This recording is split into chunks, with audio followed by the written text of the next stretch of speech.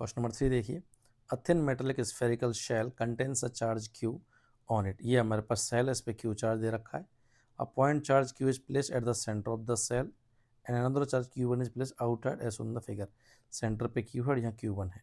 All the three charges are positive, the force on the charge at the centre पूछा। तो पहले तो देखो इसमें इंडक्शन और शील्डिंग दोनों ही काम आने वाले। तो पहले तो मैं इंडक्शन अगर करा दूँ तो होगा क्या कि जैसे ही सेंटर पे Q चार्ज रखा हुआ है तो इस कंडक्टर की इनर सरफेस पे, क्योंकि ये सेंटर पे है तो ऐसे में सिमेट्री से पूरी सरफेस पे इक्वल अपोजिट इंड्यूस चार्ज आ जाएगा स्मॉल क्यू। तो आउटर सरफेस पे capital Q plus small Q charge हो जाएगा। अब अंदर वाला सरफेस तो केवल कैपिटल स्मॉल क्यू के इफेक्ट में, तो ये तो नो डाउट S1 का चार्ज तो नो डाउट यूनिफॉर्म होगा। क्लियर।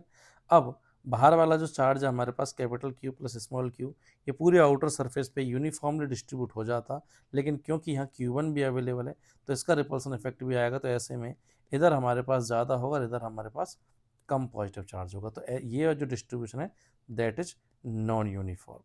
अब आगे क्या बोला है, the force on the charge the centre पूछा है कितना होगा। क्लियर। तो हमको शील्डिंग से पता है कि जो चार्ज कंडक्टर के बाहर होते हैं उनका नेट इलेक्ट्रिक फील्ड अंदर जीरो होता है। तो इसको अगर मैं चार्ज नाम दे दूँ 1, इसको चार्ज नाम दे दूँ 2, इसको नाम दे दूँ 3, इसको नाम दे दूँ 4। तो अंदर अगर इलेक्ट्रिक फील्ड अगर मैं लिखूँ, अंदर अगर इलेक्ट्रिक फील्ड लिखूँ तो 1 और 2 का नेट इलेक्ट्रिक फील्ड तो गारंटेड जीरो होगा, क्योंकि आउटर चार्जेस का इलेक्ट्रिक फील्ड जीरो होता है इनसाइड द कंडक्टर। जो भी होगा केवल 3 का होगा। क्लियर है। और यूनिफॉर्म हॉलो स्फीयर के लिए हमको पता है, ठीक है, जो 3 वाला चार्ज है वो यूनिफॉर्म हॉलो स्फीयर की तरह बिहेव कर रहा है। तो 3 वाले की वजह से अंदर इलेक्ट्रिक फील्ड जीरो है E3, तो इसमें Q पर नेट इलेक्ट्रिक फोर्स भी कितना आ जाएगा, जीरो। तो अंदर ओवर इलेक्ट्रिक फील्ड ही जीरो हो गया, क्योंकि बाहर वालों का तो शील्डिंग से जीरो है और अंदर वाले का सिमेट्री से जीरो हो गया। तो क्योंकि अंदर नेट इलेक्ट्रिक फील्ड ही जीरो, तो इसलिए Q जो है वो कोई फोर्स एक्सपीरियंस नहीं करेगा। तो आंसर क्या आएगा, जीरो। क्वेश्चन नंबर 4 देखिए, consider the situation of the previous problem, the force on the central charge due to the shell as. क्या होगा हमारे पास, इसी क्वेश्चन में आपसे पूछा। इसका इंडक्शन के साथ अगर मैं फिर से बनाऊं तो ये तो यूनिफॉर्म वाला हो गया, ये Q है या माइनस Q, बाहर non uniform Q plus Q1 और यहाँ है Q1। आपसे बोला है सेल की वजह से, इस पूरे सेल की वजह से स्मॉल क्यू पे फोर्स क्या लगेगा।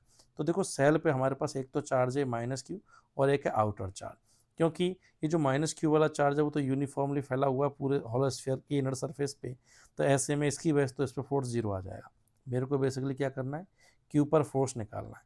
तो Q पर फोर्स एक तो आएगा माइनस Q की वजह से और एक आएगा Q प्लस Q1 की वजह से, क्योंकि माइनस Q का तो सिमेट्री से जीरो ही है। अब बस तुम्हें इसका निकालना है, क्योंकि इसका डिस्ट्रीब्यूशन नहीं पता तो इसका एग्जिट वैल्यू तो कैसे निकालोगे। डेफिनेटली आप ये वैल्यू बता सकते हो शील्डिंग को काम में लेके। कैसे कि आउटर वाले दोनों चार्जेस का अंदर नेट जीरो होगा। अब Q1 की वजह से, इस Q1 की वजह से इस पर जो है वो लेफ्ट में है नेट फोर्स के Q1 Q by R square, बीच की डिस्टेंस का स्क्वायर। तो इसको नेट जीरो कराने के लिए शील्डिंग को काम में लेते हुए आउटर वाले दोनों का नेट जीरो आना चाहिए। तो Q1 का अगर लेफ्ट में तो इस वाले का राइट में रहा होगा तभी जाके जीरो होगा। तो ऐसे में केवल ठीक है, तो Q1 capital Q plus small Q की वजह से इलेक्ट्रिक फील्ड आ जाएगा बाहर की तरफ, इधर की तरफ। अब इसने पूछा सेल की वजह से कितना फोर्स लगेगा, तो माइनस Q की वजह से तो जीरो आ ही गया, और इसकी वजह से इलेक्ट्रिक फील्ड जो है वो इस पॉइंट पर राइट में है, तो इस पॉजिटिव चार्ज पर फोर्स भी राइट में आएगा, तो नेट फोर्स आ जाएगा टुवर्ड्स राइट।